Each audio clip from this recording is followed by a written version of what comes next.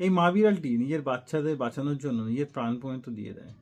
কিছু নির্দয়ী ব্যক্তি এই বাচ্চা বিড়ালের ওপর বাঁশ দিয়ে মারতে যায়, সেখানে তার মা চলে আসায় তার মায়ের মাথায় বাঁশের আঘাত পায় এবং বিড়ালটির এত খারাপ অবস্থা, সে মুখ পর্যন্ত বন্ধ করতে পারছে না, এতটাই খারাপ অবস্থা।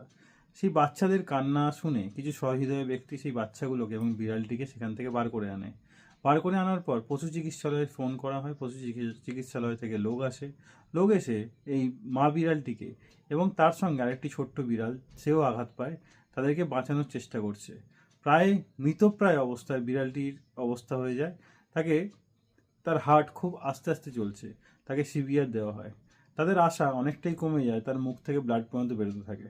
তো তারা আরও চেষ্টা করতে থাকে যাতে এই বিড়ালটি এবং তার বাচ্চাটি বেঁচে যায়। তো তাদেরকে দুজনকে পশু চিকিৎসালয়ে নিয়ে যায় বলে ঠিক করে।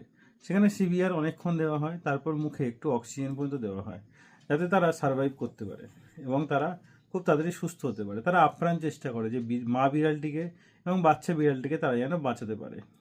তো অনেক চেষ্টার পর তারা পশু চিকিৎসালয়ে নিয়ে আসার পর এই মা বিড়ালটিকে এবং তার বাচ্চাকে এই মেয়েটি চিকিৎসা করতে শুরু করে যাতে খুব তাড়াতাড়ি সে সুস্থ হয়ে যায় এবং তার বাচ্চাটি তার কাঁধে উঠে পড়ে, হয়তো বলতে চাইছে যে আমার মাকে বাঁচিয়ে নাও।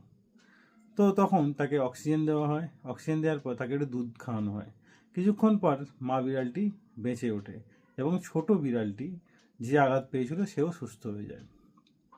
তো কিছুদিন পর মা বিড়ালটি এবং তার বাচ্চারা একদম সুস্থ হয়ে যায়।